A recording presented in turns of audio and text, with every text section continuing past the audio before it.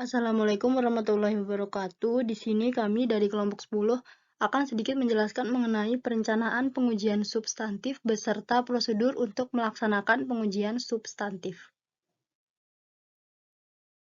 Kelompok 10 sendiri terdiri dari saya, Fadila Agustina, dengan NPM 201010410, Arina Bunganing Tias, NPM 201010408, dan Laila Hanifah dengan NPM 20101041135. Yang pertama yaitu perencanaan pengujian substantif. Auditor harus menghimpun bukti yang cukup untuk memperoleh dasar yang memadai untuk menyatakan pendapat atas laporan keuangan klien. Pengujian substantif menyediakan bukti mengenai kewajaran setiap asersi laporan keuangan yang signifikan tersebut. Perencanaan pengujian substantif meliputi penentuan yang pertama sifat pengujian, dua waktu pengujian, dan yang ketiga luas pengujian substantif harus yang perlu untuk memenuhi tingkat risiko deteksi yang dapat diterima untuk setiap asersi. Selanjutnya yaitu prosedur untuk melaksanakan pengujian substantif.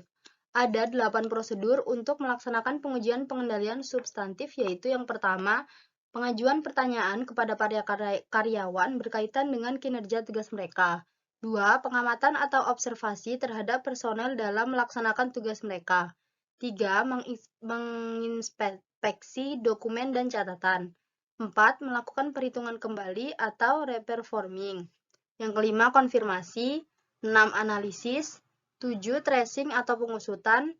Dan yang kedelapan, voicing atau penelusuran. Yang selanjutnya yaitu sifat atau jenis pengujian substantif.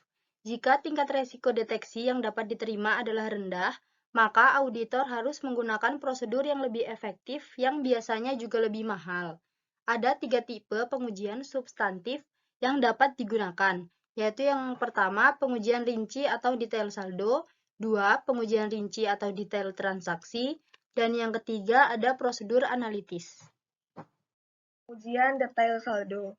Pengujian detail saldo akun yang direncanakan harus cukup memadai untuk memenuhi setiap tujuan spesifik audit dengan memuaskan. Metodologi perancangan pengujian detail saldo meliputi 4 tahapan, yaitu yang pertama, menilai materialitas dan risiko bawaan suatu akun. Yang kedua, menetapkan risiko pengendalian.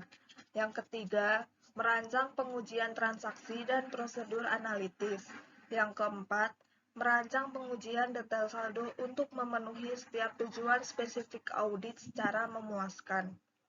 Metodologi yang digunakan untuk merancang pengujian detail saldo tersebut adalah sama untuk setiap akun dalam laporan keuangan. Perancangan pengujian detail saldo pada umumnya merupakan bagian yang paling sulit dilakukan. Hal ini disebabkan perancangan pengujian detail saldo bersifat subjektif. Di samping itu, perancangan pengujian detail saldo memerlukan pertimbangan profesional yang tinggi. Bila antara risiko deteksi yang telah ditentukan dihubungkan dengan pengujian rinci saldo yang akan dilakukan, maka akan terlihat jelas bahwa semakin rendah tingkat risiko, semakin rinci dan teliti tindakan yang akan diambil.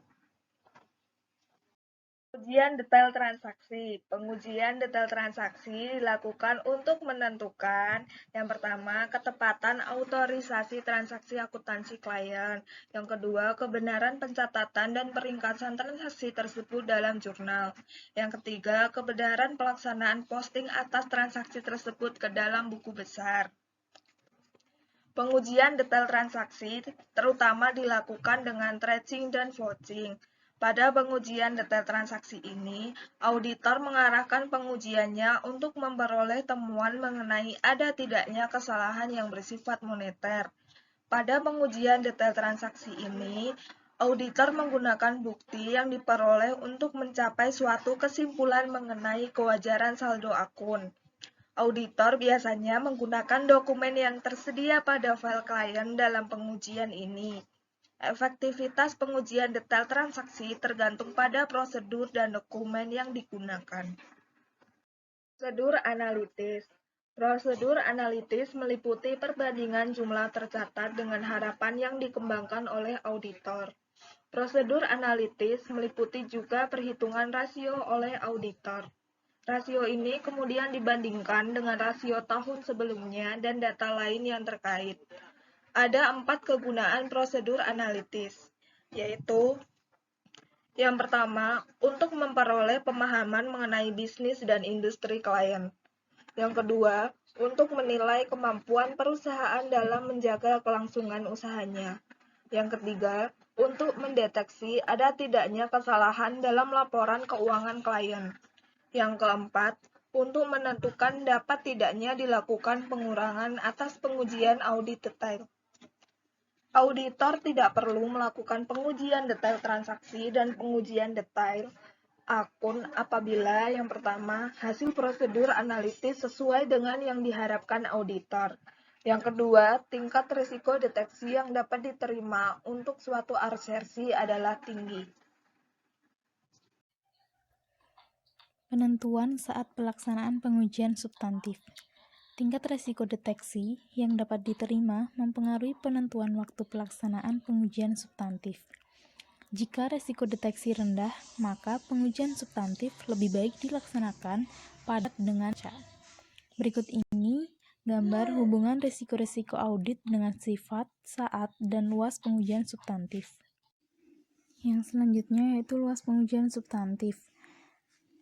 Semakin rendah tingkat risiko deteksi yang dapat diterima, maka semakin banyak bukti yang diperlukan. Auditor dapat mengubah jumlah bukti yang harus dihimpun dengan cara mengubah luas pengujian substantif yang dilakukan.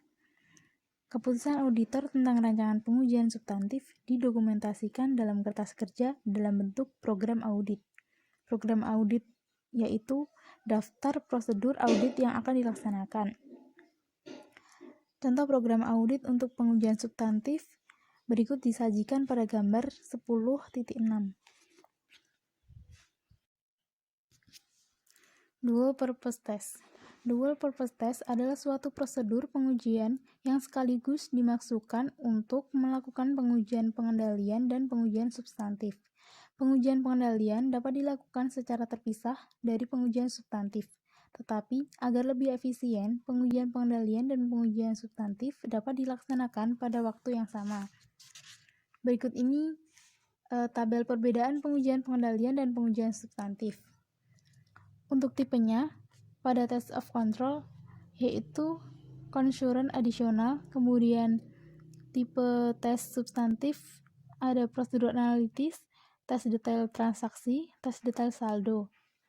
Kemudian kegunaan test of control yaitu menentukan efektivitas rancangan dan operasi kebijakan dan prosedur struktur pengendalian intern. Untuk kegunaan tes substantif menentukan kewajaran asersi laporan keuangan yang signifikan. Lalu untuk sifat pengukuran tes. Pada test of control yaitu frekuensi deviasi dari kebijakan dan prosedur struktur pengendalian. Lalu untuk yang tes substantif itu kesalahan moneter dalam transaksi dan saldo. Kemudian prosedur auditing yang dapat diterapkan. Pada test of control di sini pengujian pertanyaan, pengamatan, inspeksi, dan reperforming. Kemudian pada tes substantif sama seperti test of control, ditambah perhitungan, konfirmasi, analisis, tracing, dan vouching. Kemudian penentuan waktu pada test of control terutama pada saat pekerjaan item. Kalau pada tes substantif itu terutama pada atau dekat tanggal neraca. Kemudian komponen risiko audit pada test of control yaitu risiko pengendalian. Pada tes substantif yaitu risiko deteksi. Lalu untuk standar pekerjaan lapangan utama, test of control kedua, tes substantif ketiga. Lalu untuk yang lebih banyak diterapkan pada strategi audit. Untuk test of control itu lower assess level of control risk approach. Kemudian untuk yang tes substantif itu primarily substantive approach. Lalu, yang disyaratkan oleh GAAS, test of control tidak, tes substantif iya. Sekian presentasi dari kelompok kami. Apabila ada kesalahan atau kekurangan, kami memohon maaf yang sebesar-besarnya. Semoga materi yang kami sampaikan dapat dipahami. Terima kasih. Wassalamualaikum warahmatullahi wabarakatuh.